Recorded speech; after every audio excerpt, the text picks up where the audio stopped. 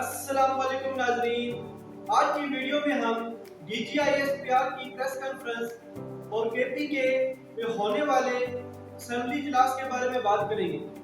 DGISPR ने कहा है कि KPK में दहशतगर्दों को फरोग मिलने की मेन वजूहत वहाँ के हुक्मरानों की नाअहली और नेशनल एक्शन प्लान की अदम तमीर है।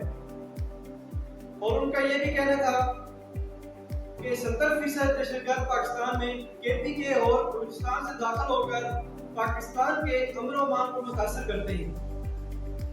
फैज हमीद के बारे में सवाल पर उनका कहना था कि साबिक DGISPR फैज हमीद का कोर्ट मार्शल किया जाएगा। KPK असेंबली में नौ मुंतखब वज़ीर आला सोहेल खान अफरीदी ने DGISPR की प्रेस कॉन्फ्रेंस पर शदीद तनकीद की। उनका कहना था कि मैं KPK के अंदर किसी किस्म का ऑपरेशन नहीं होने दूंगा। DGISPR की प्रेस कॉन्फ्रेंस गलत समझ में है। उनका कहना था कि रियासत अवाम है और अवाम ही रियासत है, यानी कि रियासत के अंदर अवाम की मंशा के मुताबिक फैसले किए जाएं।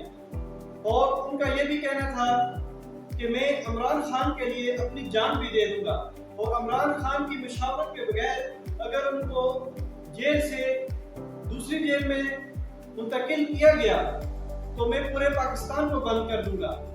और उनका ये भी कहना था कि इमरान खान की रिहाई ही मेरा मकसद है और इमरान खान की रिहाई तक मैं मुजाहरे और एहतजाज की सियासत को जारी रखूंगा।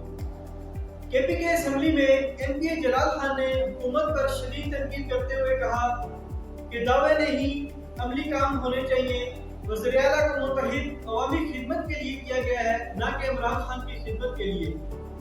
और जो लोग ये दावे कर रहे हैं कि हम KPK के अंदर दहशतगर्दों के खिलाफ ऑपरेशन नहीं होने देंगे, ये उनकी गलतफहमी है। और मैं उन लोगों को अच्छी तरह जानता हूँ, वो खुद स्मगलिंग का काम करते हैं। सवाल ये पैदा होता है कि KPK के नौ मुंतखब वज़ीर आला इस सियासी सूरत-ए-हाल में KPK के अमन और अमान को कैसे कायम रखते हैं और अवाम की तवक्कुआत पर कैसे पूरा उतरते हैं और इमरान खान साहब की रिहाई के लिए क्या इक़दाम करते हैं।